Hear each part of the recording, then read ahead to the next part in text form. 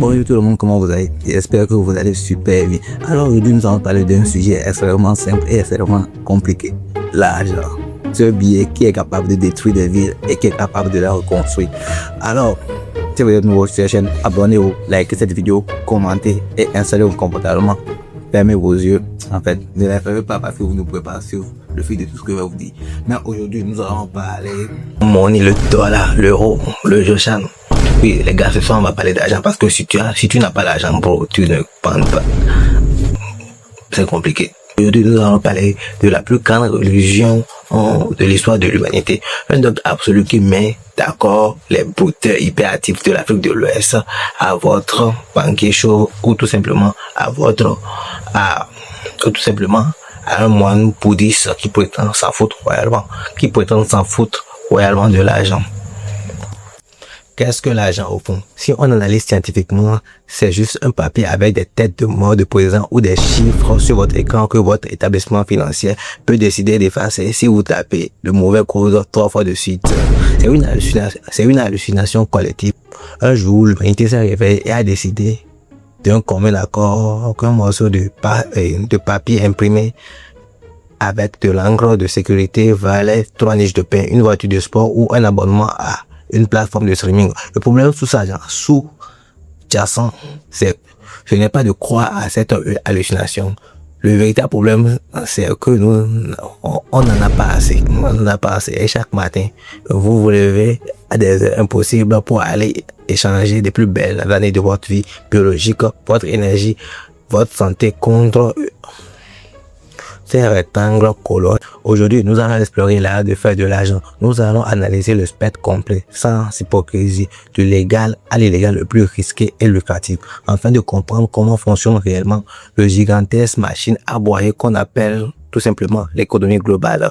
Tout ceci en gardant un esprit critique et une approche intuitive pour décoder les flux financiers. Cette approche est purement éducative et sociologique. Si vous finissez dans une cellule de garde à vue après avoir appliqué de travers ce que nous allons décortiquer, sachez que vous ne me connaissez pas. De toute façon, moi, c'est Valorus 2.0. Abonnez-vous, il fait des contenus sur ce genre de vidéos. Commençons par la méthode préférée des institutions et de nos parents, la légalité absolue. Le plan est simple, carré, approuvé par les administrations fiscales et une efficacité redoutable pour vous vider de toute forme de joie de vivre spontané. Le parcours classique se divise tout simplement en 3 étapes incontournable. La première consiste à obtenir un diplôme prestigieux après 5 ans ou 7 ans d'études supérieures où vous vous contentez de suivre dans un studio humide et de vous contenter des nuits instantanées et du café de pas de gamme. Mais c'est ma vie que je viens de décrire là. C'est ouf là. La deuxième étape vous ramène à signer un contrat de travail à durée indéterminée où vous acceptez d'échanger vos compétences contre un salaire fixe, Et enfin, la troisième étape qui consiste à regarder avec impuissance l'État prélever la moitié de votre valeur que vous créez avant même que cela n'arrive sur votre compte bancaire. C'est terrible. Le travail acharné paye, c'est une vérité historique, mais il paye surtout pour le patron qui possède la boîte dans laquelle vous travaillez. C'est la toute première leçon de l'intuition financière fondamentale. Le salariat est un abonnement mensuel à la suivi de base. Lorsque vous êtes salarié, vous vendez votre temps en heures. Or, votre temps est intrinsèquement limité par la fâcheuse condition biologique qu'on appellera tout simplement la mortalité. Pour toutes les personnes qui ne comprendront pas le terme, tout simplement, tu as compris. Cependant, le capitalisme moderne a été forcé d'inventer des solutions magiques pour les citoyens respectueux des lois, mais qui veulent tricher légitimement avec le système. C'est le monde des marchés financiers et de l'arbitrage légal de compétences. C'est un endroit où les gens en costume achètent des parts de d'entreprises qui existent parfois que sur des clouds avec de l'argent qu'ils ont eux-mêmes emprunté à d'autres banques. L'astuce est suprême et la légalité courbe.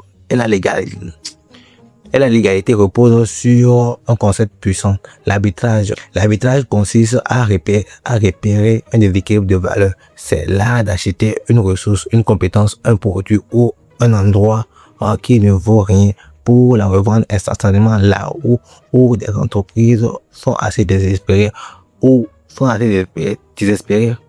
fortunées pour payer le prix fort. Pour rendre le concept parfaitement intuitif, prenons un exemple concret lié au développement technologique. Imaginez vous maîtrisez un outil de programmation no-code et vous décidez d'aller démarcher des artisans locaux ou des petites entreprises qui vendent des produits manufacturés de haute qualité dans votre région. Cette entreprise génère des chiffres d'affaires décents, mais elle souffre d'une invisibilité totale sur le réseau mondial. Le propriétaire de cette entreprise considère Internet comme un espace mythique et mystique servant uniquement à regarder des vidéos de divertissement. Il n'a ni le temps ni la moindre idée de comment construire une infrastructure web crédible. Et c'est ici que l'arbitrage de valeur prend tout son sens. Vous lui proposez de créer un site internet interactif, ultra rapide et parfaitement fluide pour une somme forfaitaire de $650. Alors, pour l'artisan, les $650 lui représentent un investissement mineur face à une promesse d'acquérir une visibilité internationale et la modernisation de son image de marque.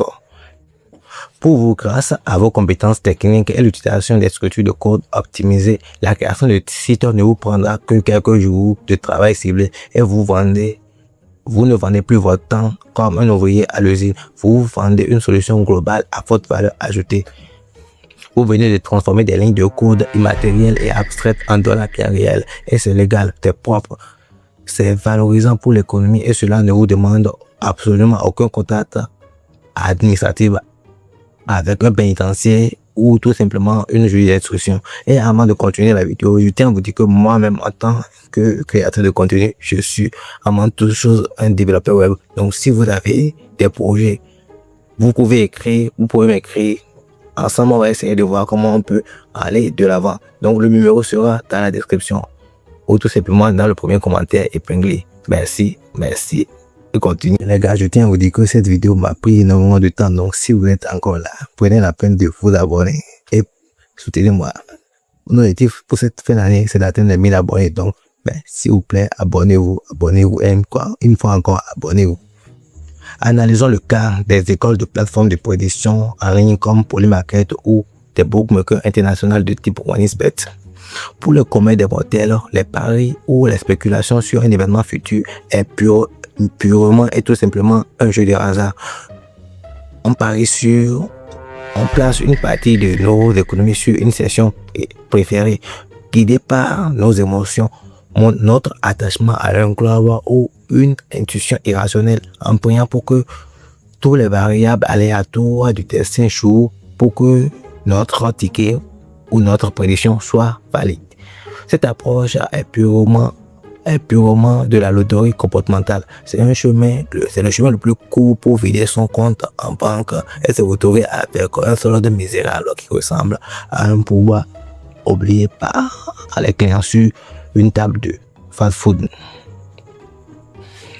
La zone grise est le paradis terrestre des esprits agiles et des génies incompris de la finance.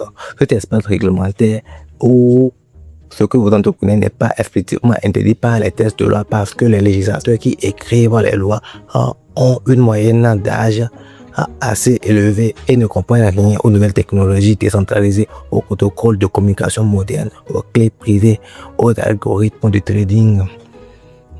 Bienvenue dans le monde fascinant des marchés de prédiction synthétique et de l'arbitrage agressif des codes sportifs. J'avais fait une vidéo sur les paris sportifs, mais on va pourtant parler de paris sportifs parce que les paris sportifs en soi, c'est un moyen aussi de gagner de l'argent si on est intelligent et malin.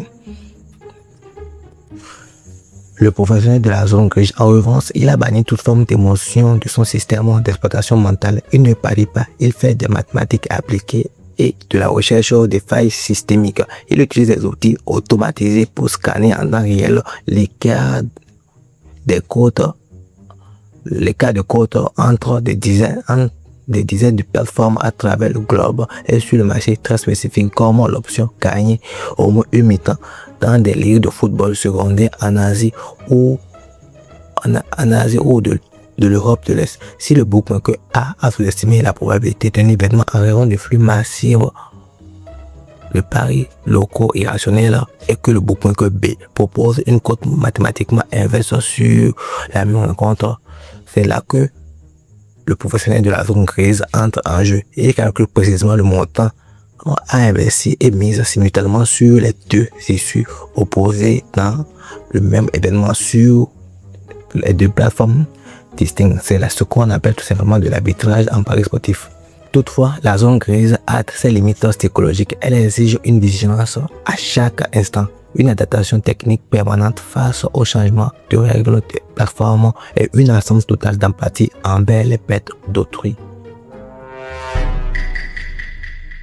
Ok, analysons de manière strictement sociologique, technique et objective l'activité criminelle la plus répandue, la plus désastreuse et la plus rentable de l'ère de numérique. Le socio-ingénierie de masse, plus communément désigné sous le terme d'arnaque au sentiment ou de l'ingénierie sociale clandestine. Pour comprendre l'efficacité de cette méthode, pour s'enrichir, il faut analyser la structure psychologique de l'opération, des opérations de ces réseaux, souvent qualifiés de boutons dans le jargon de l'Afrique de l'Est. Ces individus ne possèdent en généralement aucun diplôme en psychologie clinique ou en ingénierie de système d'information, mais ils ont développé une compréhension extraordinaire des vulnérabilités émotionnelles de l'être humain. Ils savent pertinemment que dans n'importe quel système de sécurité informatique, la faille la plus critique et la plus facile à exploiter ne réside jamais dans le complexe de pare-feu des algorithmes de chiffrement ou de protocoles SSL, mais se retrouve invariablement dans la psychologie de l'être humain assis derrière son écran. Le protocole opératoire de ces réseaux criminels est d'une simplicité et d'une cruauté mathématique. La première phase consiste à identifier des cibles prioritaires sur les réseaux sociaux mondiaux, rechercher des profils qui sont systématiquement des personnes isolées, souffrant de solitude ou des personnes souvent âgées, résidant dans des pays occidentaux à fort taux de pouvoir d'achat. La deuxième phase repose sur la création d'une fausse identité numérique parfaite en utilisant des banques d'images volées, des comptes de modèles, des entreprises et des entrepreneurs ou des militaires. L'opérateur construit un récit de vie idéal associant le succès professionnel à une sensibilité émotionnelle hors du commun. S'ensuit alors la phase d'incubation psychologique de plusieurs semaines, voire plusieurs mois, où l'escroc passe des nuits entières à échanger des messages d'une intensité poétique et romantique calculée, analysant chaque réponse de la victime pour analyser ses moyennes faiblesses affectives, ses peurs et ses désirs enfouis, et progressivement dans son quotidien jusqu'à devenir l'unique pilier émotionnel, la seule source de validation de la victime. L'opérateur ne commet jamais l'erreur de demander une somme d'argent de manière abrupte sans justification solide. Sans justification narrative solide. C'est des butins scénaristes. Cela peut être dû à une arrestation. Cela peut être dû à une arrestation abstraite par la douane étrangère lors d'un prétendu voyage d'affaires. Le blocage soudain des comptes bancaires à l'international en raison des raisons de sécurité nationale. Ou plus dramatique encore, urgence médicale absolue nécessitant l'intervention chirurgicale immédiate pour un enfant fictif. La victime plongée dans un état de panique cognitive et aveuglée par l'illusion d'une relation amoureuse authentique perd tout son état, perd toute la capacité de discernement rationnel. Elle se précipite dans son agence bancaire, liquide son compte d'épargne, contracte des prêts à la consommation ou à taux usuel et transfère l'intégrité de ses capitales via au réseau d'un mandat express ou un portefeuille de crypto-monnaie spécifique configuré pour l'anonymat des flux. L'agent traverse les océans et les frontières géopolitiques d'une fraction de seconde. Dès que les fonds sont sécurisés par l'intermédiaire et que les fonds sont convertis en monnaie fiduciaire, l'opérateur coupe instantanément toute communication, détative et faux profil, détruit physiquement la carte SIM utilisée et passe cette trace numérique avant de relancer exactement le même processus le lendemain avec une autre cible. Sur le plan purement comptable, cette activité génère des retours sur investissement colossaux. Un opérateur clandestin peut voir son solde passer d'une situation de pauvreté absolue à un compte affichant des millions de francs CFA en espèces en quelques virements réussis. C'est l'illusion du pouvoir absolu par le contrôle mental à distance. Mais c'est ici qu'intervient la loi fondamentale de l'éducation financière, que tout ceci est de rien avant criminel de base. Dans une économie illégale, vous ne payez pas aucun taxe sur la valeur ajoutée et aucun impôt sur les sociétés, mais vous vous soumettez volontairement à des impôts psychologiques dévastateurs qu'on appellera le paranoïa systémique à chaque fois. Ok, c'est tout pour cette vidéo. J'espère que tu as regardé cette vidéo jusqu'à la fin. Si tu es encore là, commente pour te et je serai que tu as resté jusqu'à la fin de la vidéo. Alors on se retrouve bientôt pour une nouvelle vidéo qui va arriver très vite.